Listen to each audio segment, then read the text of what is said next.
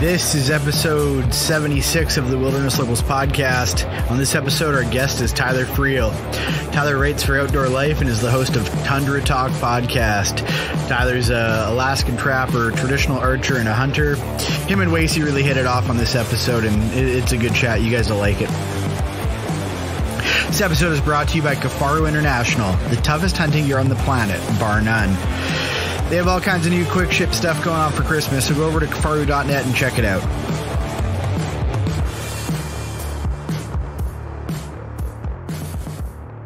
You're in Fairbanks, right? Yep. Cool. Right on. I don't think either of us have been up there, have we, Wace? I haven't been. No, I don't think. No, I don't think so. No, me either. So I'm just for some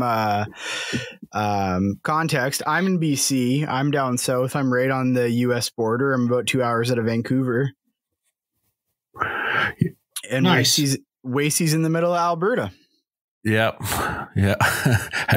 Alberta's a good place. I like Alberta. The little time I spent there. We're like a mini Alaska, kind of, you know. we're just doing our own thing here. Yeah, I like it, man. Like hanging out there, it reminded me. It's like a mix of Alaska and where I grew up in southern Colorado. When I grew up there, I wouldn't say it's really like that anymore so much, but just like a mix of the ag and farm country and timber that we like, a lot of the same timber we have up here. It's pretty cool.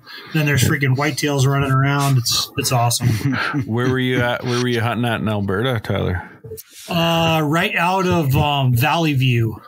Oh, okay. Yeah. So that was only about an hour on the west side of me here. Yeah. Oh, nice. Yeah. I got buddies that live there. So nice. Yeah. I had a great time there and I was on a moose hunt and I got invited because, working for Outdoor Life, one of the other editors was going on this Canadian moose hunt there, but his passport was expired and he didn't realize it till too late. And I happened to have a passport, so he asked if I wanted to go, and I'm like, well, I already tipped over one moose this year, but who's going to turn that down? And the whole time I was thinking I'd rather hunt whitetails. You guys got some just smasher bucks, and I'd never even seen a whitetail in real life, so that was on my list, and that's what I ended up doing.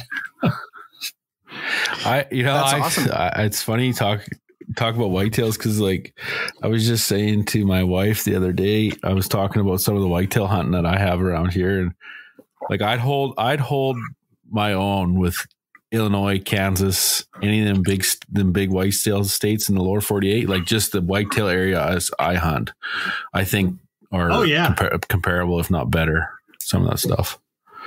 Oh yeah. I mean, I would believe it, and I saw very little of it. I can't remember who my uncle had gone and hunted with a couple of years. The second year he went, he killed a 212 non-typical.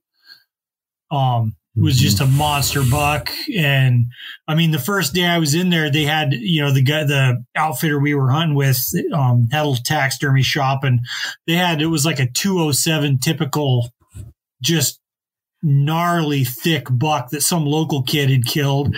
And in the week we were there, I mean, I shot one that was 160 or so, and we saw one the night before that was way bigger than he was, just on the wrong side of the fence type of deal. So there's a kid in the area I hunt this year. I don't want to give too much away, but he's 14 years old. It was his first buck, and I heard the numbers on it was about 235. I heard that one went. Whoa. Yeah. So the whitetails we have here, I kind of hate talking about it because it kind of brings a lot of pressure on, but we got some really fucking good whitetails and good hunting. Oh man.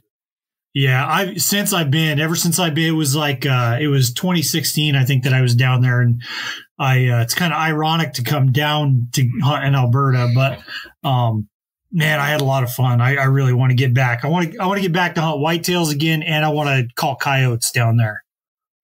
Yeah, I was gonna say, like, to hell with the fucking moose hunting in Alberta. Alaska's got better moose than we do. Yeah. Yeah, no, yeah. Anytime, man. I do lots of that coyote calling and stuff. So, lots of wolf hunting too. But you do some of that up there anyway. Yeah, I mean, we get some wolves. I haven't gotten any since haven't been trapping the past few years, but it's a little different down there. There's more infrastructure. There's if you're going to go call wolves or target wolves, like it seems like you can cover country and hit a lot more spots to call, and the chance, it seems like the density of them is different. Like the chance of one actually hearing you is better than it is up here. There's just no.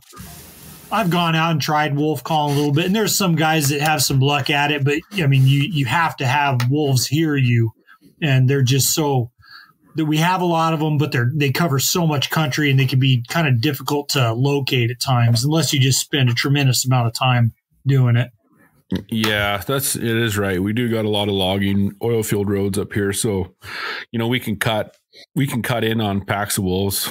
Not super easy, but a lot easier than you guys, because Alaska's pretty logistically challenged for the most part, I think. Oh yeah, logistics is everything up here. We have a running joke right now. If you want to go kill wolves, you just go on a goat hunt in BC. We went on a goat hunt in August, Tyler, and I think in the valley we were in, there was 16 wolves. Jeez, that's nuts, man. Yeah, it was like, I was saying to somebody today, I think if we took video, if we didn't take video, I don't think folks would have believed us. Yeah, that's a bunch of them. You should have seen Ty. So we were going to hang our food for the night just so no bears were going to drag us out of the tent, and so we went to go hang our food, and I was putting our dry bags up in a tree, and I heard these wolves pop off and I'm like, I looked at Tyler and I'm like, man, them are fucking close. I'm like, that one that howled is like within 100 yards. And like 2 minutes later, I was just walking back to the tent and I got video of it. This wolf come boiling out of the cliffs towards us, and like on the dead run. I don't know what he heard or thought we were. And he comes in, and Ty shoots, and whatever, that wolf kind of buggers off. And then the next morning we climb up, and I put the scope down the valley, and I'm glassing a billy up on a ridge, and I hear the wolves howling. So I point my scope back down to the very bottom of the valley, and there was 6 or 8 of them there, and they were playing with a goat head, like they were chewing on a goat head. And I thought, oh man, this is going to be a wild goat hunt. Yeah. So. Oh man. I mean, I know guys will have them just, you get a big pack of them, move into an area you're moose hunting, and they just totally shut stuff down. Moose shut up. They won't talk. It was pretty interesting to see how those goats were using that terrain with those wolves there. Like it was, it reminded me a lot of how mule deer bed, like whenever I think about goats, I think about them being a little more like, nah, you're not going to kill me because I'm up here in these cliffs. But they were really taking into consideration wind and not getting far from that escape terrain. Because like Wacey said on here before, I think those goats were making a living off, or those wolves were making a living off those goats. Oh yeah. Yeah. I guess you learn quick or you die in their situation. They see a few of their buddies get chewed on.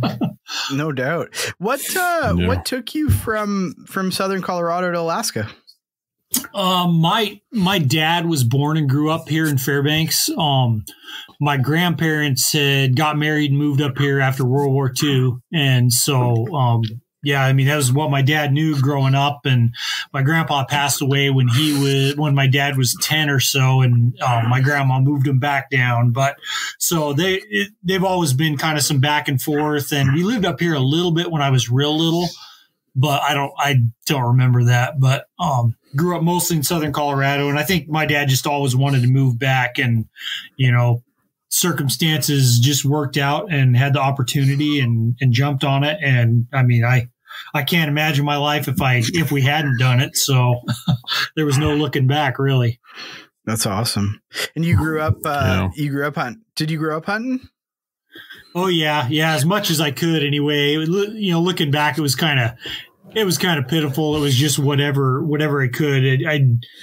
We grew up with pretty meager means, and my dad bow hunted for elk locally, and he was also a school teacher and football coach. So, we just didn't have a lot of time during hunting season. So, we bow hunted and bow season was a lot longer. So, we'd go out before school and in a lot of mornings, and my dad killed several elk. I never really had too much luck. Which means I didn't have any luck at all. Yeah. When I was little, the couple of years, because I think I could start hunting big game when I was 12 down there. So I had 3 or 4 seasons of just bumming around, pretending like we were hunting and loving it. But what we did do is we got really good at calling coyotes down there. That was something we had a lot of time for. So every weekend, all winter long, me and my dad would go coyote calling. It took us about a year to kind of get it dialed in. And then, even with, they ain't got Alberta coyote numbers down there, but there's a lot of coyotes, and we got to where we'd pretty much kill at least one every time we went out. Yeah. Yeah. That's killer, it's, man. Yeah, we like to shoot a lot of them here too. Oh yeah. Well, tell you what, over the years since then, I got, move up to Alaska and pretty quickly started being successful at big game hunting, and, kind of wrote a lot of that stuff off. And I was just a competitive shooter for several years. But tell you what, some good shoot, you want to get good at shooting animals, like calling coyotes, man, that'll get you.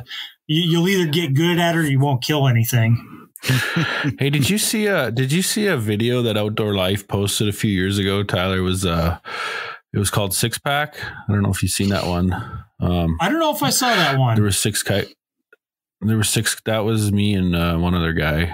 We called 6 in and then shot them all on the ice. Maybe I'm sure I've seen it. I'll have to go back and look, because that's awesome. But I'm sure there's no way I didn't see that. But that is cool, man. But like you say, running targets, man, if you want to get your lead times figured out on things, shoot 6 coyotes coming in, because it's hell breaks loose when there's 6. Oh yeah, lead times, and we just got to the point where if we didn't have to, we would never shoot at them moving. And even just the small a target as they are, keeping your shit together and knowing when to shoot and all that. It's phenomenal practice. No kidding. Yeah, we used to film all the time. But then we kind of got busy. But I think this year maybe try to get out and do some more filming. I always enjoy it. It's pretty fun. Oh yeah. Yeah. That's one thing I miss about down in Colorado. And there's, we got a lot of cats, lynx and stuff like that up here, but it's just, we don't have the infrastructure, like the roads and ways to get out and call a lot of stands in places that don't get called all the time. And just the overall predator density is a lot lower than it is down there. Everything's just more spread out. So I'm jealous. That's the one thing I really miss from hunting in my childhood. Mm-hmm. Yeah. And so how did you get involved with Outdoor Life? By being lazy, I think. I was in it's totally random, and people have asked me this before, and I feel bad because I don't have some, here's what you need to do if you want to pursue this kind of career. That's not why I asked anyways. This podcast is just a bullshit session, and I don't ever prepare questions or anything for these. So none of these. No, that's good. That's good. Don't worry about it, because I'm the same way. But I was actually just bored out of my skull in a night class my senior year of college. And on my goofing around on my computer, it was like a 3-hour night class. And I'd read Outdoor Life since I was a kid. Literally my one of my best buddies for a while growing up was Jim Zumbo's nephew. And which that's Us too. I tend to rabbit trail sometimes, and this is totally different. I won't go down that one. No, but anyway, well, I was just going to say the other night I actually spent the night in that kid's room, and I remember him having a bear rug that his uncle Jim Zumbo had given to him or whatever. I was recently down elk hunting in New Mexico, and it was really near where I grew up, and I had to fly out early the next morning, so I stayed at my aunt's house, which is where this guy lived. I mean, completely random bullshit that no one gives a shit about. But so yeah, I read Outdoor Life, growing up as a kid, and somehow I frequented the website, and I was on there one evening in class and saw where at that time they had kind of a login, like kind of forum type deal on the website, and you could upload, they had like a bragging board type thing you could upload pictures to. And so I put up, like, just being a smart ass, I put up like 5 doll sheep pictures. And then a few days later, I get an email, hey, tell us more about these sheep pictures. And it was actually from the guy who's now my boss. Mm-hmm. And that turned into, oh, would you be interested in writing a couple articles or in this, that? It turned out that they were kind of in the market for someone to do this blog program along with Aaron Snyder. That was kind of ahead. It was called Live Hunt. It was kind of ahead of its time. Like it was before hunting really blew up on social media or hunting content. I mean, I didn't even know what Instagram was. I don't even know if it existed at the time, but, so that's literally how I got my start, and they didn't pay us shit. And, I just managed to scrap and hang in there like part-time on the side for a lot of years. And, a few years ago, I was able to quit my job, or I always worked construction, doing mechanical insulation on like industrial stuff. Yep. And so I was able to quit doing that. And my wife's a nurse, so like she got the health insurance, and I'd watch the kids when she was working, vice versa. And then this year I finally made it, got a staff writer position with them. So, oh, nice. That's a whole long story, but, that's how it happened. That's rad, man. Outdoor Life is one of the few publications that I kind of always go to, like I never feel dirty, I never it's never clickbaity or anything, like I appreciate that. There's nothing worse than signing up for a magazine and then you get all these emails that are like the top 10 ways to whatever. Fuck, I'm just you get tired of it, right? And but like the other side to it with Tyler's writings, like they're like nobody else's. Like Tyler writes about shit that nobody wants to touch. You know what I mean? Like if you ever follow any of his articles, it's like, he talks about real shit where a lot of other guys are just typing up clickbait, Yeah, that's what I mean, though. It's like, it's funny you mentioned Jim Zumbo too. Like, I mean, that guy has a million books that are killer. Like, what's that one series he did? Like, to heck with elk hunting, to heck with moose hunting. Yeah. They're killer. I got a pile of those books, man. But that's what I mean. It's just one of the few places I go to read stuff that I actually enjoy reading. Yeah, no, I appreciate that, and I it's always been super important to me. And kind of, I mean, I've clung around. I've been clinging long enough that, I mean, like that brand is kind of a part of I feel like it's part of who I am now. Yeah. And I've had a lot of discussions with my boss, who is now the editor in chief, that, of kind of maintaining what the brand is. And there's been a lot of changes over the years, man. I mean, that's just media.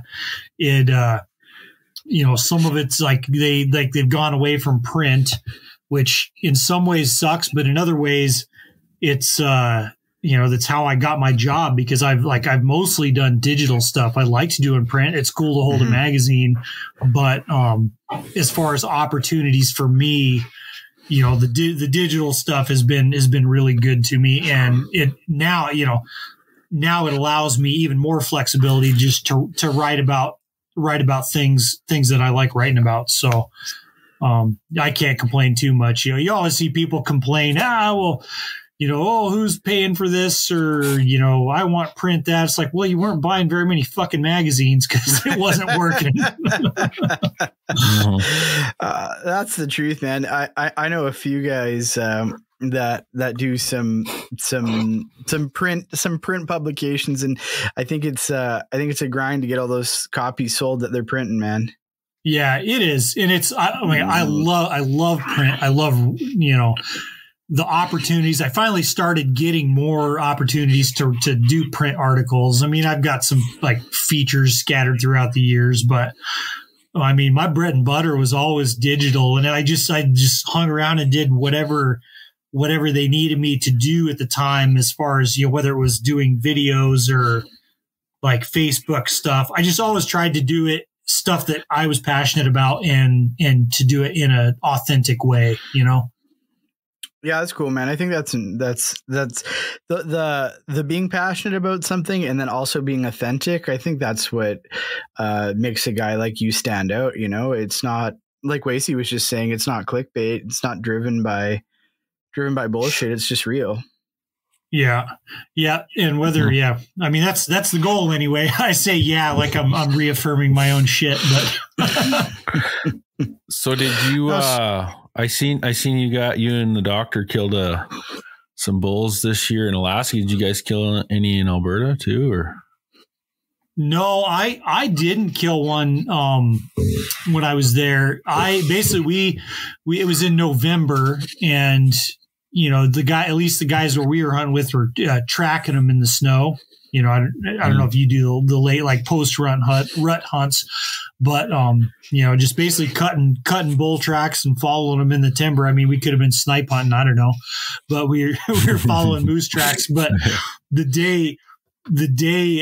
day after I got there, you look at the weather forecast. I'm like, all the snow is going to be gone. We're just going to be looking for shit we're not going to find. I'm like, I've hunted moose. Like I know how it is when the weather's warm and you don't have any, we're hunting them by tracking them. We're just going to be stumbling around in the woods hoping to find something. So that's when I kind of like went to the outfitter. I was like, well, it's like, how much for a whitetail tag? And what can we do here? They hadn't prepared anything or done any whitetail scouting. They didn't have any deer hunters coming in soon. So I was, and I liked it that way. I mean, it was basically a few days of trying a bunch of different spots and doing stuff, and it ended up working out.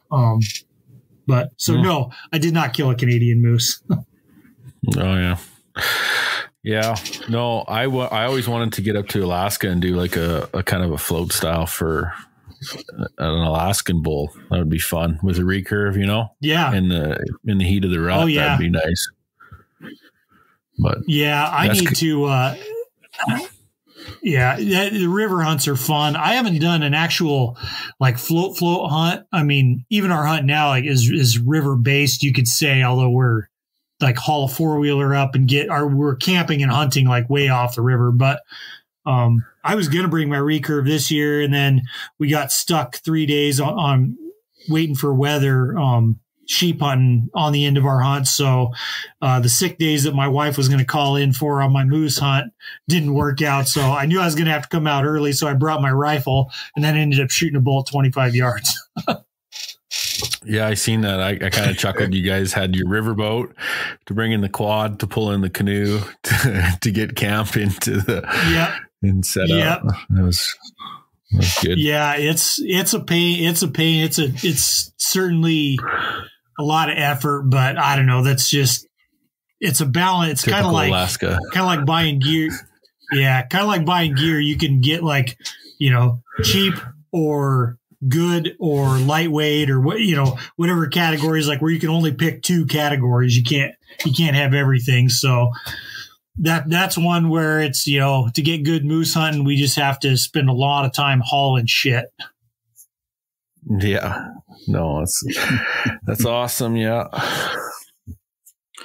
That's cool. Yeah. So you get to play with the white sheep all the time. Yeah, most of the time anyway. They weren't too cooperative this year, or I guess I should say the weather wasn't too cooperative this year. We got our asses handed to us like just a big shit sandwich in a wet paper bag.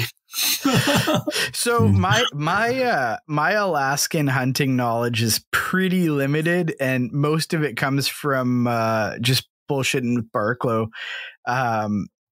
Can you hunt dolls just about every year? Or what's the deal there? Yeah, every year. That's rad. So it's like sheep in BC basically. Yeah, for non-residents, it's if you kill one, you got to wait 4 years. But as of right now, it's still every year for residents. And there are some draw tags, but I've only ever drawn one sheep tag, and all the rest of mine have just been in general over the counter areas. That's wicked. And so was that high on your list when you got back to Alaska? Yeah, once I saw the ones hanging on my uncle's wall, it sure was. Because we got up there. We moved up when I was 16. And then I was 17. The fall I was 17, I killed my first moose, which is still I still haven't topped it. No way. Yeah, it was. I mean, he wasn't a giant, but a 60-inch bull, like a really nice bull. And nice. then the following spring, I killed the biggest black bear I'll ever kill in my entire life. But he was for here. He was just a freak. Yeah, he was a black one. No, it was jet black. Like your first bear. Yeah, I thought you were talking about that color one with your recurve. No, that was at the time that was the biggest one I ever killed with a bow. But this one I killed when I was 18. I shot him with the rifle, and he was way bigger. He was squared right at 8 feet. Averaging nose to tail and claw to claw across the front claws. I remember he was 7'11" from tail to his nose. Woo. Just absurd, and right after drying, he was like 20 and 15/16 skull, which isn't big for like a coastal black bear. It isn't huge for a coastal black bear, but for interior, it's unheard of. And I'll never top that bear as far as a black bear. But I have killed some dandies in the past few years. Yeah. Yeah, we do the same style hunting as you guys do too. Baits, or we like with our infrastructure here, we can do more spot and stock. But nice. I killed a few dandies off some baits too. I had the biggest I got was 20 and 3, and then a couple just 20s. But wow, it's hard to come by. Like I know that year I killed a 20 and 3. There was a fella. That Peace River country, he killed a 22 and 3. So we can get some big bears in this province. But yeah. Oh yeah, you can. And people don't realize how big a 21 or 22 inch black bear is. I mean, the past 3 years I've killed, is it 3 or 4 years? Because I'm looking at that chocolate hide right now. He was 7'2". The one I killed this last year, the biggest of the 3 I killed this year was, he was super lanky. He wasn't heavy. He wasn't a heavy bear, but he was tall. He was 7'3". I killed 7 foot, but they're all under 20 inches, like 8, maybe get one break 19 every now and then. Yeah. So I kind of come up with my own little scale to just, because a lot of guys don't know bears, right? So when you're talking skulls, so when I class a bear, I would always say, well, an 18-inch bear I would class to a 145-inch whitetail. A 20-inch bear I'd class to a 180-inch whitetail, and then anything 21 and over, 22 is like a 200-inch typical whitetail. Like if you had to class them. So people understand like how the rarity to even try and kill a 20-inch bear is fucking difficult.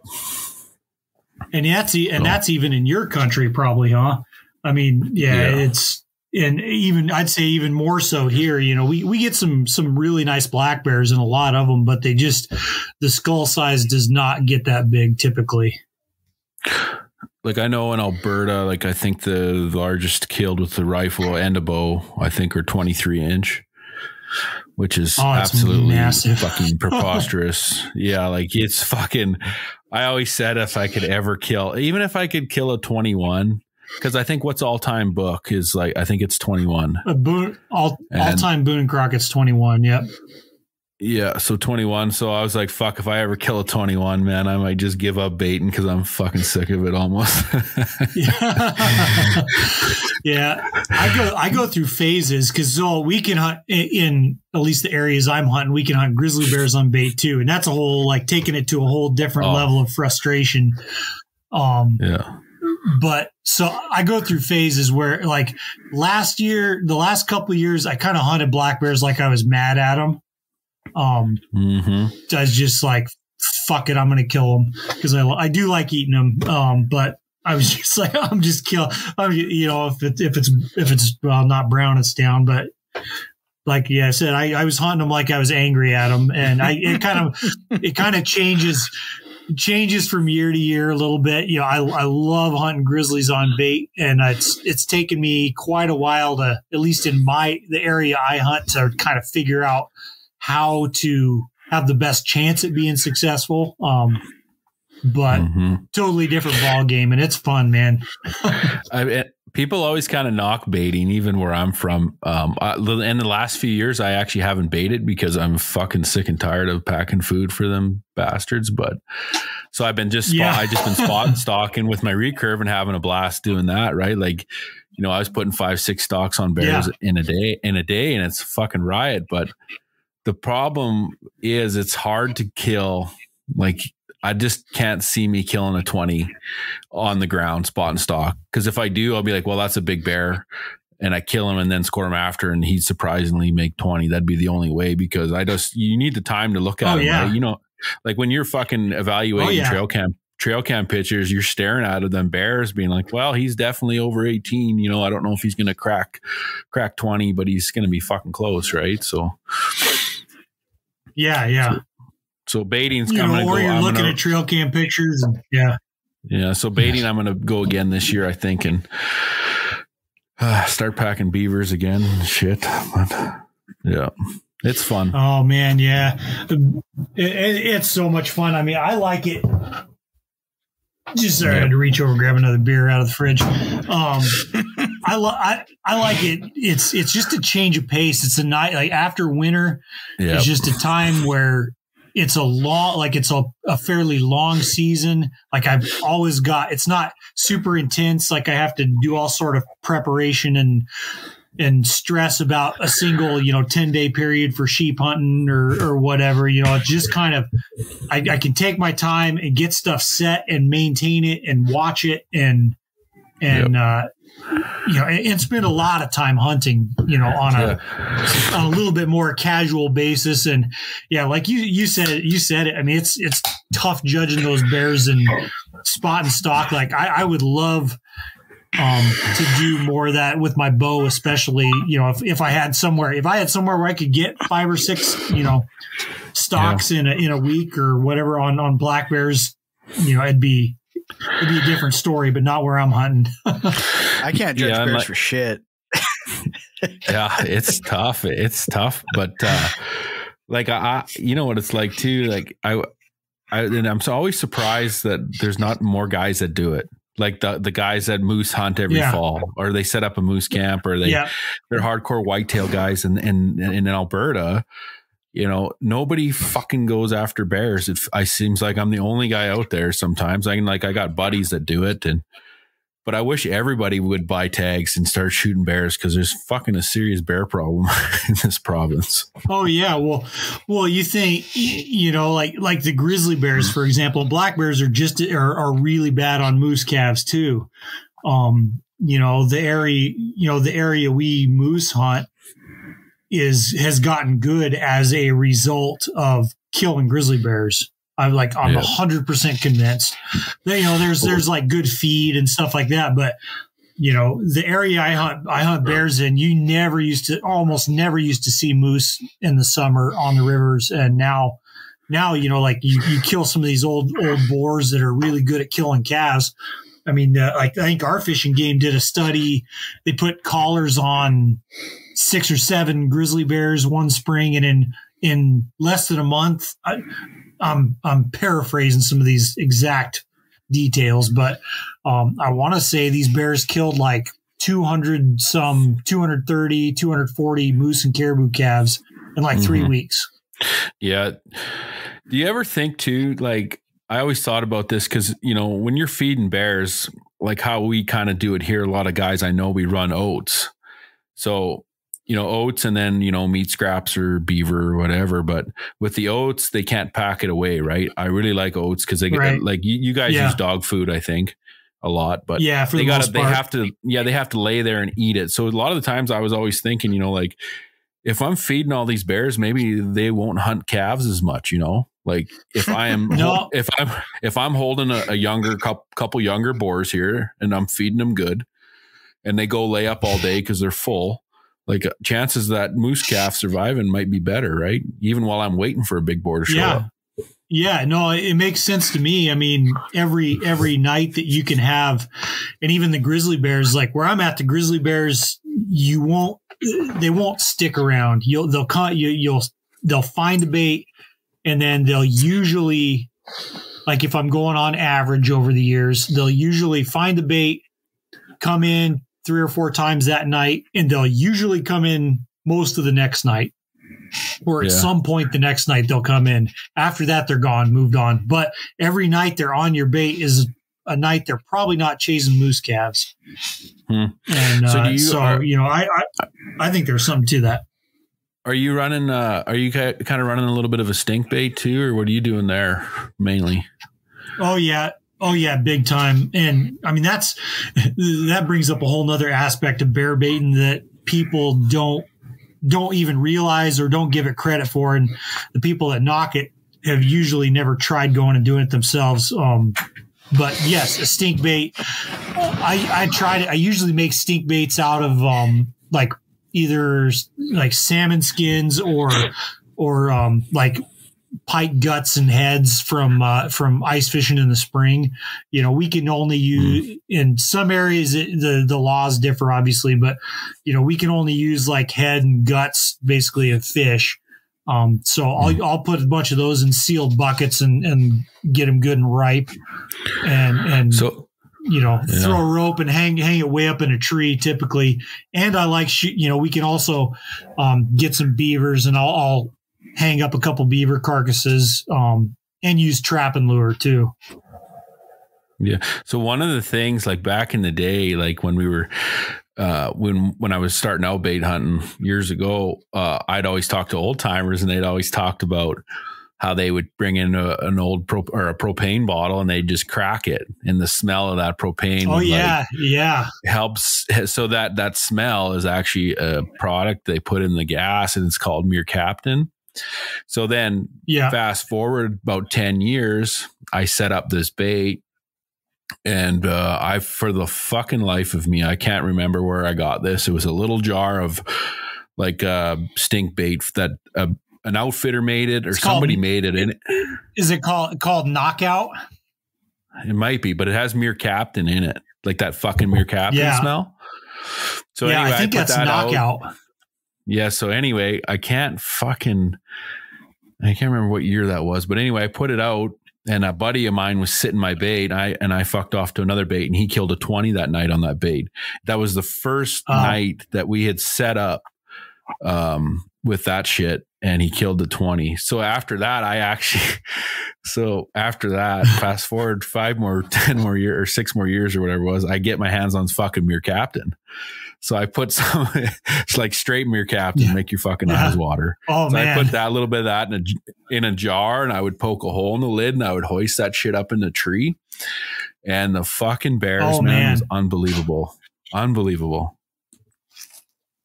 Yeah, I need to get a sword, because I've heard of guys doing that, and I've heard of guys using the like getting that straight chemical from, so if they can find a way to get it. But I'm pretty sure it's Knockout. It's like a yellow paste in a jar, and that shit's pretty potent. And I think that's what they use in it, and that stuff works good too. Yeah. Yeah. That's a good idea. I need to try some of that if I can stand it. I know, like when I had that Mere Captain, so that like it came in a metal like can, and then I put it inside a pail with like a fucking sealed lid, and I had to store that son of a bitch like a half a mile from everyone's house. That's how potent that shit was. So like you couldn't hardly handle it. Like I'd have gloves and shit on, like just to put it in a little jar, but it was good. I don't have any anymore. I wish I did, but. Yeah, well, I think they mix that stuff. I think it's just a teeny tiny little bit of that stuff that they mix in like with the propane. And I think they mix it in propane so you can smell it and you don't blow yourself up. Yeah, but I don't know I don't think you can get it anywhere, that shit. But it looks like it's on Alibaba. It's $90 a kilo. Leave it to China to fucking come through, eh? Right. They're giving us the fucking the Corona and the Mere Captain. Yeah, we have propane smell, but they give you a something that makes it so you can't smell it. There you go. Because you know what it's like, Tyler, when you first set up a new bait, first year usually sucks, you know, like you hardly have bears. You hardly have bears. It takes a while to get a bait established, you know. And then I found when I started putting that Mere Captain, like hanging that stuff up, man, baits were just hopping. Worked really well. I'm not sure this part of the conversation is actually legal. I'm not sure we're allowed to buy Mere Captain. Yeah, I don't know. I've been Googling along. Yeah, I don't know, but bears like it. That's what counts. Follow the law. Bears it. Yeah, because I've heard that too from old timers cracking propane. Yeah. Yeah, you don't feed it to them. Like you put it up in like a sealed jar, and then you hang it like freaking 30 feet in a tree so they can't get it. But it's just for smell purposes. Yeah. You don't actually feed it to them. Yep. Yeah, but having a good call lure, man. It's so many people are just under the impression you can just go anywhere out in the woods and throw some bait on the ground and you'll have bears on it. It's not how it works. Mm-hmm. No. At least where I'm at, that's not how it works. What's getting a grizz tag like in Alaska right now? Easy. I can shoot. Well, depending on the area, I can shoot 1 or 2 a year. That's awesome. There are some areas where you can shoot 2. That are it's more of a pain to get out, logistically pretty tough, but it's possible. So I try to kill one every year. I didn't get one this last year. It just was a busy year for us, and I can't complain too much getting 3 black bears, but I didn't have the time to hunt when I knew I needed to be hunting. I had quite a few pictures of really nice grizzlies. It just, I could never line up my hunting time with when they were there. What does a hunting season look like for you up there? Schedule wise, you know, I'll start bear baiting as soon as the ice comes off the rivers. Usually sometimes I'll, kind of get excited and blow it a little early and put them out in April.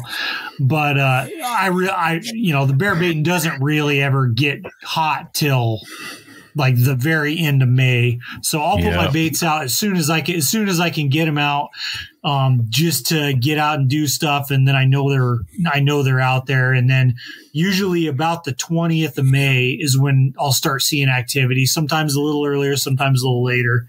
And then, in June, like that first week of June, it starts picking up pretty good. And the grizzlies are kind of variable. Historically, it's like the best time for hunting grizzlies has been from like June 15th through the 25th. And then our season, our baiting season ends June 30th, where I'm hunting anyway. So pretty much done with that. And then dink around a little bit and then start sheep hunting August 10th. And sometimes I'll go later in the season, but usually for the opener. And then get back from sheep hunting and start start hauling moose camp in, and usually, start hunting moose around the 10th of September, and do that for 10 days ideally. Excuse me, got the burps. And then funny how drinking beer will do that. But and then after moose season, it kind of just depends. Depends on what kind of year. I mean, before I had kids, I'd be going down to Kodiak every year and hunting deer and goats and stuff like that. And, I could do a little bit more October stuff. One thing I do want to do is go bow hunting for caribou more. I went the first week of October this year, and just for a short hunt, and ended up getting a nice bull with my recurve. And then a few weeks later on one of the subsistence hunts, I took my wife out for a day, and we ended up with 2 caribou. We shot 3 times. It's debatable whether I missed or not, but she definitely smoked 2 of them. So, yeah. And then after that, this year anyway, usually my season's kind of winding down and starting to, take the kids ice fishing and stuff, because it's been pretty balls cold. But this year I got to go elk hunting in New Mexico, and then aoudad hunting in Texas, which was kind of a special treat for me. But yeah, that's how it, I guess that's, that's more or less how the season typically goes. Nice. So go ahead, Wace. Go ahead. Sorry. No, I wanted to say, were you doing that caribou hunt? I heard you on your podcast talking with the guys there about, I can't remember what that herd's called, but you guys are just talking about how much of a fucking gong show it is. There's just people everywhere chasing caribou. Is that where you guys went this year for your? Well, there's the bow hunt was on the North Slope and the Central Arctic herd. The 40-mile herd is that's the hunt. That's where I took my wife, and that is a gong show, man. At times it's unbelievable. Like, the worst is when the caribou are all over the road, and they announce that, like, at the last minute they announce, the season's only going to be 3 days long. And, everybody from everywhere it creates pandemonium. Everyone just loses their fucking minds. And it's the same way. They have a fall hunt and a winter hunt, and they have their quotas for all of that. So if they think they're gonna over harvest or hit their quota, they'll announce that the season's shutting down, and everyone panics.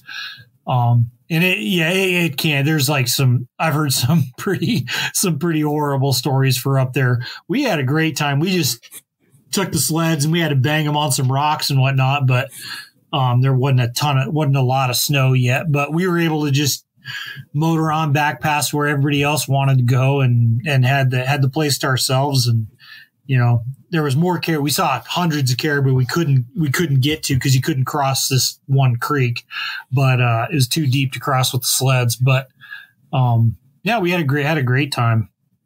That's awesome. Yeah. Anyway, that's a long-winded answer to your question. That's wicked. So when you first got into Alaska and you got onto doll hunting, was it a big shock coming from Colorado? Oh man, yeah, it was a kick in the dick. I fortunately, and I make fun. Sometimes I make fun of the people who are like, all run up every mountain and train to hunt this and that. But fortunately, at the time, I was in really good shape. I was always a fat kid growing up, and I got tired of it.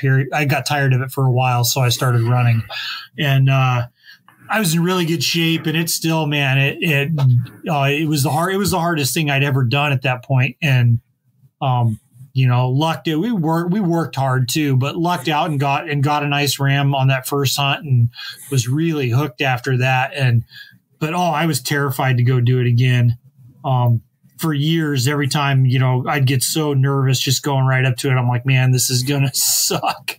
Or like the first couple of years, I'm like, I hope maybe I can find an easy one, or I don't want to have to climb, maybe I can not have to climb X amount of times or whatever. Or now I just know it's going to suck. So you just do it. But, it was pretty overwhelming. when I first started out, for sure. No kidding. Now it's turned into kind of a yearly thing. Yeah. No, and I love doing it every year, and it's always a kick in the ass. It's not easy, but I guess, at this point I've done it enough that I know what I'm in for, so I know how to pace myself and not get too crazy with it. But I definitely, that's probably my favorite thing to do is hunt sheep. Logistically, how far is it, like, from Fairbanks? Like, are you traveling for a day, or is it something pretty accessible for you? It kind of depends on the area. Sometimes it's a whole, and which way, depending on the means of access. I mean, I've been on a bunch of hunts where I'll four-wheel, and then I'll ride the four-wheeler 15 or 20 miles and then walk another 20. That's not too uncommon. But it's been a while. I got flown in this year, but before that it had been a long time. I flew in for several years, and you'd still end up walking 15 miles from where you got dropped off or more. But I pretty much count on it taking, from the time I leave my house anywhere, it's going to take me 2 days before I'm like looking at sheep a lot of times. Yeah. I mean, we experienced that this year with goats, a full day of travel, and then your first day is just getting to camp, basically, for us. So we're 2 days away from mountains, basically. Yeah, and everywhere's a little different too. My limited goat hunting experience is like, finding goats isn't as much of the problem as finding them in spots you can get to them, and finding them in spots you can retrieve them after you kill them. Oh yeah. No, we saw that this year big time. We had quite a few nice billies just out of shooting range, and then we had a couple inside shooting range that would have been a day to recover and then a day back probably. Oh yeah, and that's if they do what you want them to. Totally. I don't know. I don't know that I've ever been real scared sheep hunting, aside from when my tent blew up and I was more pissed than scared. But tent blew up, rain gear failed, that whole deal. But I've been scared goat hunting. I'm like, man, this is not cool. Oh man, I actually just had a conversation with Nolan from Journal of Mountain Hunting today, because I drew a pretty like a reasonably desirable goat tag for here in BC, and me and Wacey went in August and saw a whole bunch of goats, had an awesome time. Wacey got Giardia, that sucked. So I've kind of been sitting on this tag now, and a couple of my buddies were like, well, why don't we just sled in there in February and just go have a look? And I was talking to Nolan, and he was like, he's done 4 or 5 winter goat hunts, and like, I'm not on that level. I don't even want to be on that level. I don't want to be getting roped down cliffs and stuff like that. And I was like, no, this is like a riding on sleds, glass from the bottom up, and see what we can put together. And if we can't, I won't be upset, Yeah. That would be cool. Sorry, go ahead. Oh, I was just saying, yeah, that'd be cool too. I mean, how late does that season go? February 28th. It's August 1st to February 28th that tag runs. Gotcha. I mean, I the last time I went goat hunting was on Kodiak's. Yeah, like real goat hunters probably turn their nose up at Kodiak because it's just a totally different animal. Oh, really? The last time I went, I mean, there's goats everywhere, and they want you to shoot nannies and all this stuff. It's a ton of fun. But the last time I went, I think the Kodiak goat season goes, I don't know if it's through the end of March or through like March 20th, but last time I went, it was right at the end of the season in March, and you're still dealing with some snow, but it's getting a little warmer at that point.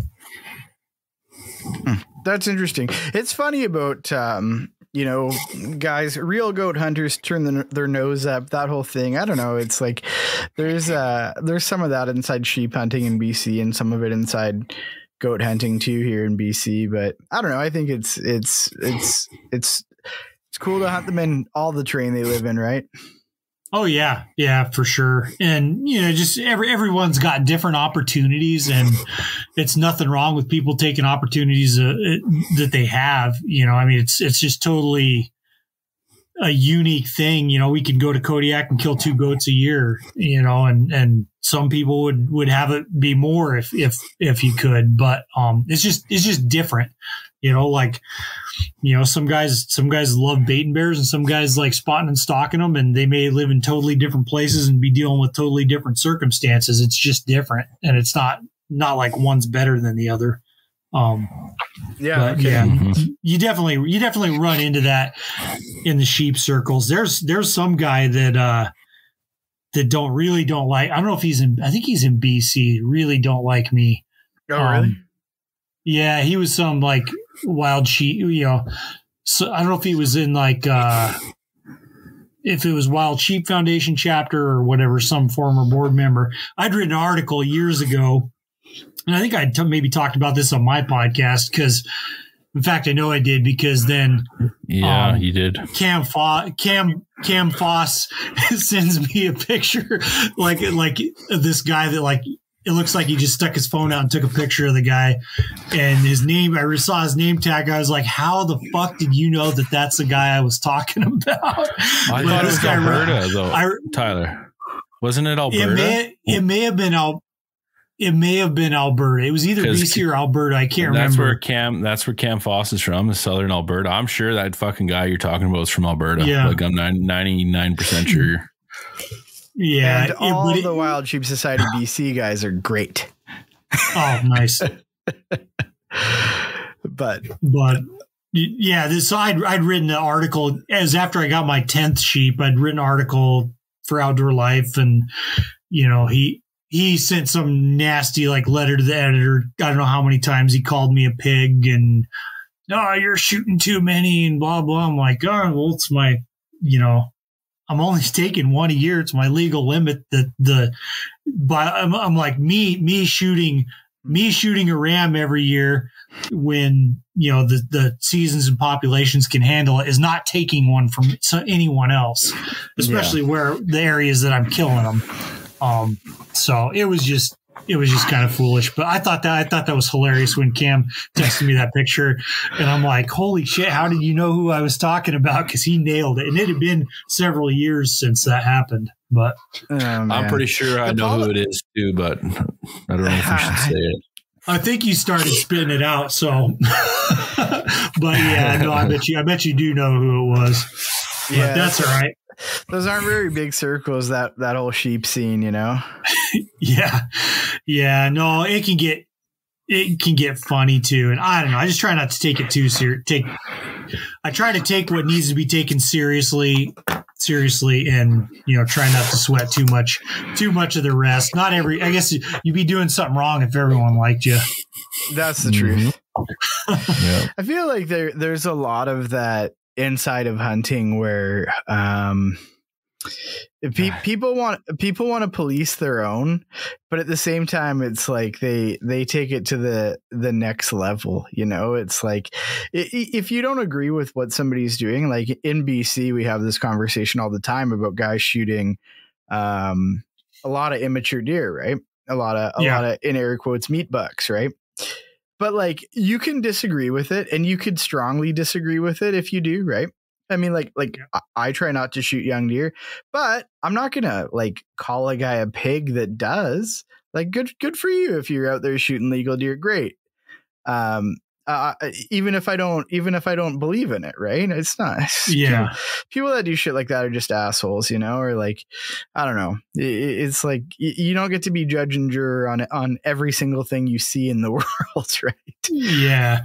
Well, and like another one, we tear each other apart pretty bad. And I mean, I'm sure sometimes in some ways, like people could justly say that I do it too. I try to do my best, but stuff like, like shooting ruddy caribou up here, like that's the thing is, anytime you start getting late September and you put a picture up with a bull caribou, what do you smell like? It's like, well, why do you give a shit what he smelled like? I was the one that had to punch my tag on him and haul all the meat out and eat him and whatnot. It's like, what's it to you, you know? Because sometimes in my perspective's changed.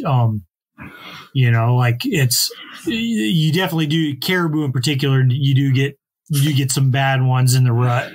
I'm not convinced as to like that it's all of them, or I think it just varies how bad they can get. But you know what? Like, is it really that big a deal in the long run if you're doing everything by the book?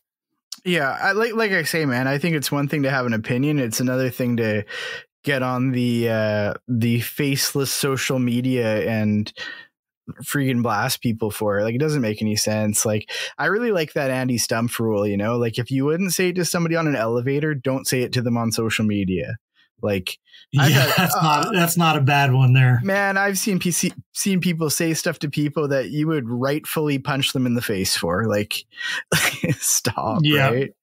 I don't know. You know, another community that's just as bad is the trad archery community. That's a group of crusty fuckers right there. Oh, you ain't kidding. That takes it to another level, man. Oh, I mean, like I used to follow, like, you know, it was like one of the traditional bow hunters groups or whatever on Facebook. And it was, you'd see it, but it was some of that stuff, but like, it just got so bad and so dumb that I don't even pay attention anymore. It's silly. Yeah. Like I always talk to Snyder. Me and Snyder talk almost every day, but we were talking about this the other day too, because you know, I'll send him like some fucking trad group, and he's like, just miss me with that gay shit. It's the worst, man. Oh, it's actually the worst. Good. It's like, you know, it's funny. Like I'm deep down the trad rabbit hole, and like I love it. I love shooting my bow. It's way more fun for me than a compound. I am scared to commit because it's hard to kill shit with it. But like when you start reading about traditional archery, you're like immediately inundated by assholes. Like no more than 10 minutes in is somebody telling you everything that you want to do is wrong and how you're not trad and that's not trad enough and you need wood arrows and yada yada yada. And it's like, man, I don't even know if I want to be a part of this. Like, these guys are dicks. These guys are just freaking LARPing in their basement, thinking they're like just freak. Oh, I just don't understand what the logic is, man. Yeah, it's that you put the nail on the head, man. There, it's. I don't know that there's like a hunting related group that's as like universally bad as that. It's just so. It's a I don't even know where to start with it because it's a combination of so many things. You know, like I just feel bad for anybody that asks any kind of question on any one of those, like. You know, there's a couple that are a little bit better. You know, I like, you know, I follow like the push guys and that page, like there is more on average, there's more quality information. Like if a person's looking for that on that page than just any random like trad gang or trad type forum. I mean, just horrible information.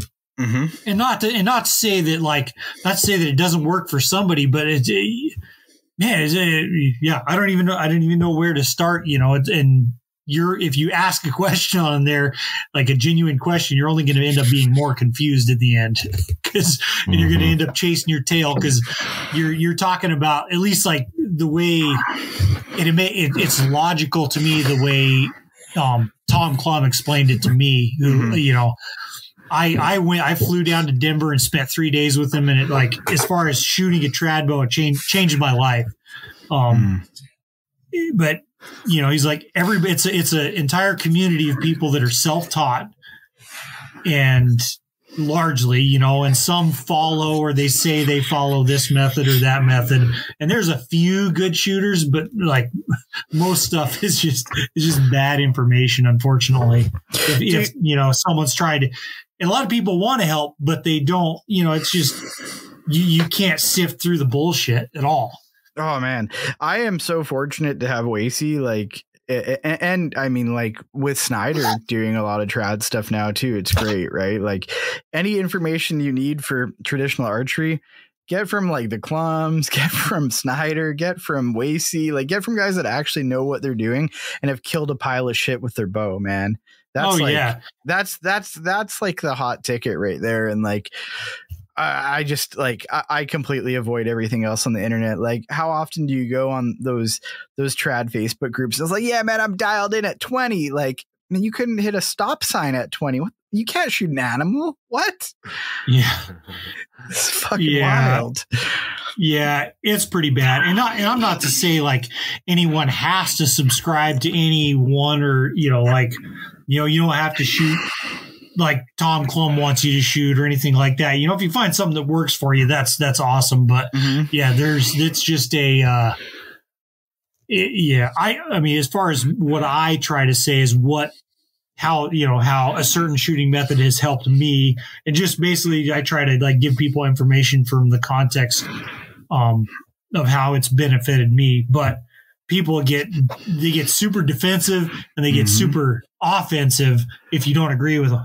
Oh, dude, it's insane. I think there should be like a test. They should be like, can you shoot a 20 target 3D course and not shoot lower than an 8 on a round, a 20 target round? Like, can you hit 20 targets in the vitals in a row?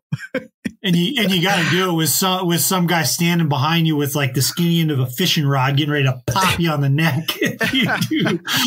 Those videos of Joel Turner yelling in people's face stress me out, man. I couldn't do it. I'd headbutt him. Yeah, I don't know. I've never had the Joel experience. Like, I feel like, at least my perspective, I feel like I knew he was going to get upset. That motherfucker, I tell you what, I know, like I talked to Snyder, but Snyder has to be politically like correct with shit. I harsh troll Wacey here. You know, back in the day when they would go to like little towns and they would sell like fucking like magical medicine and truth serums and fucking snake oil. This motherfucker is the snake oil salesman of the fucking trad world, in my opinion. and Joel, you can unblock me off Instagram too, you motherfucker. Oh, we're at it. Oh man, I don't know. Glasses fogged. I don't want to be like shit. I don't want to sound like I hate the guy or anything, but like just come on, man. Like, I know everybody has to have their own little in and try and make a living in the industry or whatever they're doing, but I feel like there's better ways. We're actually on a roll as a podcast, me and Wacey, Tyler. We're like, we haven't dropped any sponsors, but we're not going to get sponsors. We just have Aaron, and only because we're friends with them. No, there's nothing wrong with that, man. Like, mine, it was like 2 years or so. And I finally, I got a couple local sponsors because I waffled on this. I'm like, when I started a podcast, I still don't know what the hell I'm doing, but I was like, it would be nice to pay for my expenses and at least make a little bit of money on it. Yeah. But I'm like, it's just so cheap. You listen to podcast after podcast. It's just like, brought to, it's like, people just chasing big brands and, being kind of behind the curtain, so to speak. Like, I know some really like good people with good brands that I could probably sell sponsorships to, but I'm like, all I have going for me is trying to be authentic, that's it. So I'm like, I can't have there being any perception of selling out or whatever. So I finally did. I have a couple, I have a couple local advertisers right now, but yeah, I don't know how I just totally get freaking lost down rabbit holes, and you got to stop me sometimes. No, I think we feel the same way. Like, this is kind of I've say it on here all the time, but this is like a passion project for us. I sold my business a couple of years ago, and I don't have a creative outlet right now. And, I started this thing, and I think on, I don't know what episode, like episode 3 or 4, Wacey jumped on board, and we're just having fun bullshitting with people, being real honest. And, we do a little bit of conservation stuff with, Wild Sheep Society and Goat Alliance and shit like that. It's a good time, man. And like, maybe one day it'll make money, and that's cool, but that's not our primary objective. We want to build some community and do good for hunting, and also be real honest with people. Yeah. Yeah. No. And that's the way to be, man. Like, if the other stuff, and that's kind of how I looked at it, is if this other stuff falls into place, it falls into place. But, you can't like, whether, I don't know where I'm going with this, but whether you like try to, whether it's me wanting to, write for Outdoor Life, I never envisioned it becoming a career. And it may not be a career. It may not last very long, but I'm going to give her hell. But, or doing a podcast, stuff like that, man, when you're doing something that's like your reason for doing it is trying to make money or trying to weasel your way into this or that, like, people know that, man. And it's bullshit. People know it's bullshit, and they don't like it. If which I was just going to say, it was a pleasant surprise that people, for some reason, tend to like it when you just shoot the shit with your buddies, and you, and you're just honest, and you can bring some useful information, like we've got it easy, like living in really cool places with a lot of opportunity. And there's a lot of people, I'm sure it's the same way there. I mean, there's all kinds of people around that do stuff that, would blow people's minds, but no one ever would hear, no one outside of their circle would ever hear their stories or know what they're doing. So, I try to, like, that was kind of my whole reasoning for starting a podcast of my own, and bringing like our own perspective and feeling like we're represented accurately. And many people might not want to claim our representation, but I feel like too, with podcast world, man, there's so many podcasts now, and so many guys are coming up, and their podcasts are just fucking shit. Like, and they're trying to push sponsors and give tips, and so I see this fucking shit, and I say, I see this all the time. And I see, like, there's one guy in BC that makes a podcast. This drives me fucking wild. Like, I think he's a new hunter, and he's just giving pro tips left and right. Like, shut the fuck up. Maybe talk on your podcast a little bit, and then quit giving fucking tips. Like, it drives me fucking insane. I fucking love how you boys from Alberta talk when you get on a roll, man. Oh yeah, Wacey's fun to be around. Not when he has generic. That's not cool. Oh man, the sad thing. Yeah, well, maybe it's cultural appropriation or whatever. Is if I get hanging out in a spot too long, I start picking up some of the vocalizations, and it gets pretty bad. Yeah. Wacey likes to remove a lot of words from sentences, and I started doing it. It's good. I'm really like, this is the thing that always amazed me about this podcast, is that anybody would want to listen to anything I have to say, because like I am borderline fucking retarded. Like I can hardly string I can hardly string together sentences, barely. So it's I kind of like to see like how it's grown, and people, really positive, in a positive way. Oh yeah.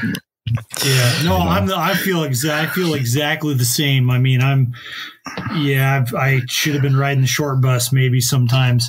I mean, like for example, like stuff will happen to me periodically that I'm like, man, I might actually be mentally challenged. Pretty sure I am.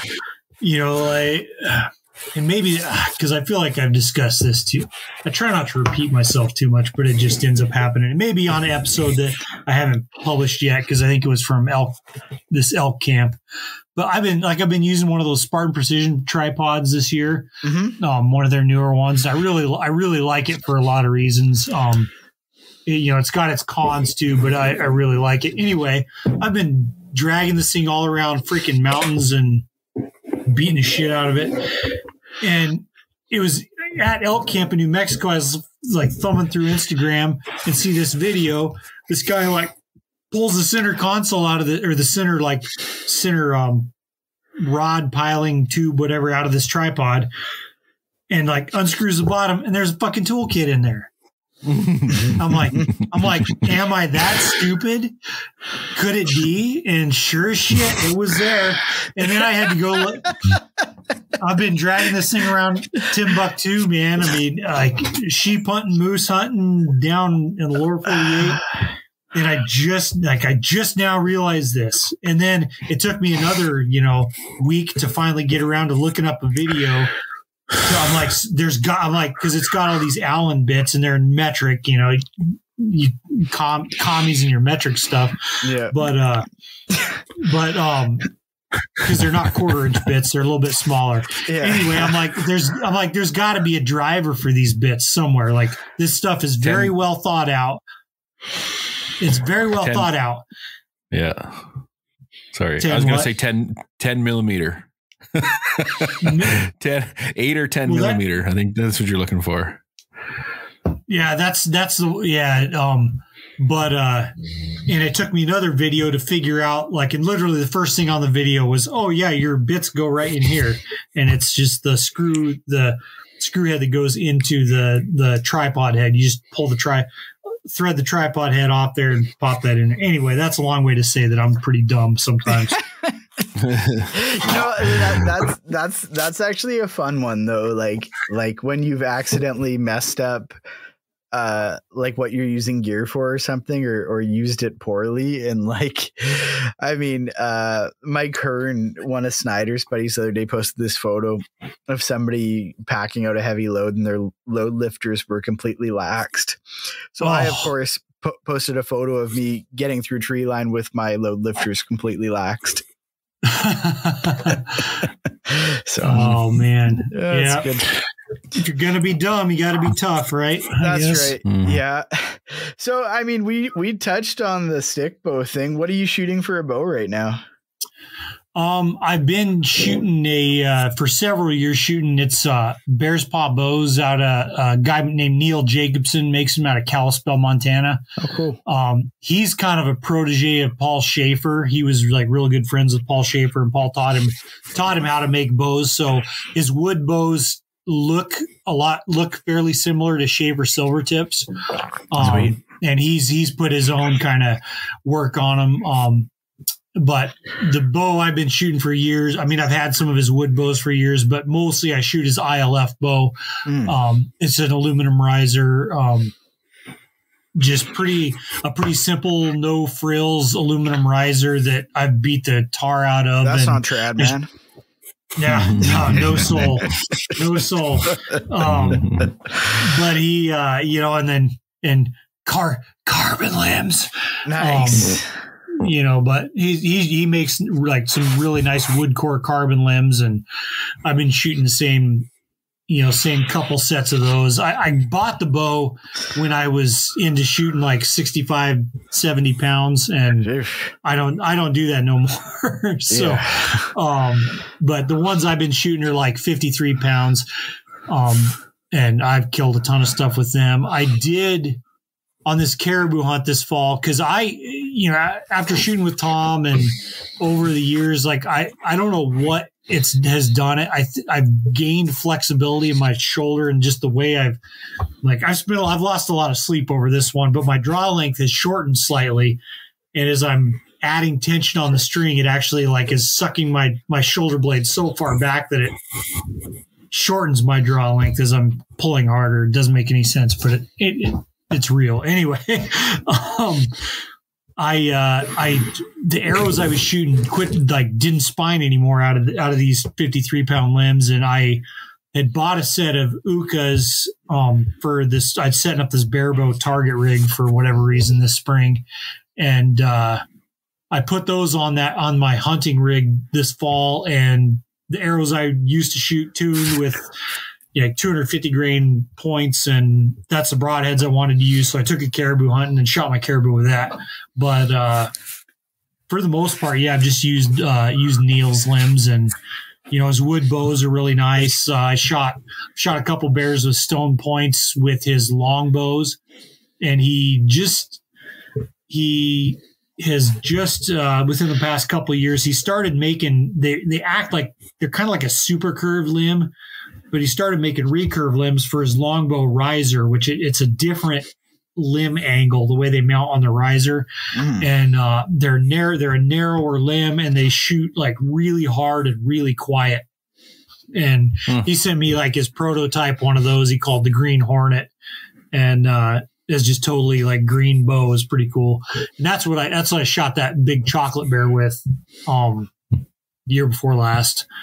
But he's supposed to be making me a little bit lighter set, because that set of limbs is just a little bit heavy, and it was the very first set he made was glass, and he's been making carbon limbs for that too, and they're supposedly pretty skookum. So I'm definitely stoked to try that one out as well. Like trad bows and black bears go hand in hand. It's like, black bears and lever actions go hand in hand too. It's real fun.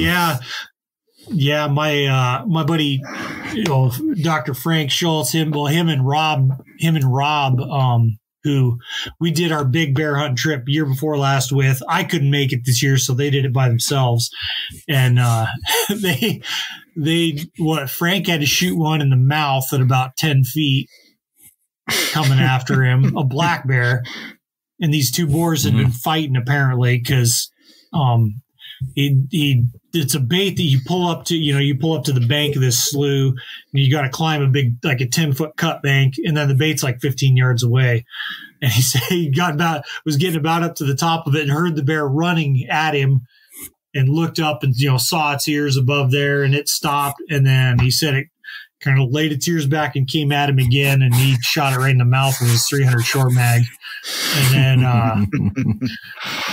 then they're taking pictures of that bear, and the other boar that it had been fighting with came in and was all sort of pissed off. And Rob shot that one with his 30-30, and just the direction it took off running was right at him, and he shot him again and put him down. But I told him I said right after hearing the story, what I'd see in my head is, the intro to that old TV show, The Rifleman, where he it's the dude from that's like the guys, the actors on Old Yeller too. But anyway, I just envisioned that clip from or it's like The Rifleman, and he's like,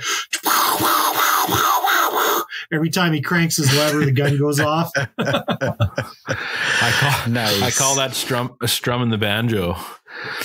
Strumming the banjo, I like it. When you get it really heated up and going. Man, that's pretty good. Another random story. I guess because that show was on when my uncle was a kid. And he said one time, because my grandpa was just death on gun safety, he said one time he rigged his 22 lever gun up to shoot like that. Every time you close the lever, it shot. And I guess my grandpa went in his room and, picked up his rifle and opened up the action to check it and closed the action and pow, shot a hole in the ceiling. And then he did it again. But he's like, I lost that rifle. We were fucking shooting gophers one time in the spring. This is years ago. And so we just sit right in the truck. You just drive in the field and shoot gophers or whatever. And my cousin's in the passenger seat, and he's like, there's a gopher. And he points out my window. And I'm like, I don't see it. The grass was getting a little taller. And He's like, right there. I'm like, where? He's like, right there. And he leans over this gun and he's like, boom, you know, and he shoots my mirror. Oh, man. And I'm like, well, I seen something fly, but I didn't realize he shot it. Then he shot again. I'm like, fuck, stop shooting my truck. Jeez. So, gun safety, it fucking happens easy. You got to be careful. Oh, yeah. No kidding there, man. Oh, man. All right, boys. I think that was an hour and a half of good stuff. And I think I before we get offended a bunch of people. Yeah, I think before we get into trouble, we should call this one, and we'll have to do it again soon, Tyler. As long as you guys are more offensive than me, then I'm okay. Yeah, that's how it works. Like we don't have anything to lose here. You're the one with a proper job. Oh man, yeah, don't call it that. But no, I love my job and I want to keep it. So yeah. So in that vein, if you, how can folks find you? Well, I have an Instagram page. It's super creative, just the Tyler Freel, and I write for outdoorlife.com is where most of my stuff's at now. Mm-hmm. And I have a podcast called Tundra Talk, which is, I'm gathering, is pretty similar to this one. So a lot of shit talking and just, you know, I like to say it's a lot of BSing with like some useful information sprinkled in. So there you go. I'm changing about Alaska. I'm changing our description on Podbean. It's a lot of bullshit and some useful, maybe. The end. It sounds like you've got a winner. Thanks for listening. If you enjoyed the podcast, please subscribe and leave us a review. You can follow us on Instagram at Wilderness Locals. If you want to support the podcast, please check out the gear, articles, and whatever else we're up to on the website at www.wildernesslocals.net.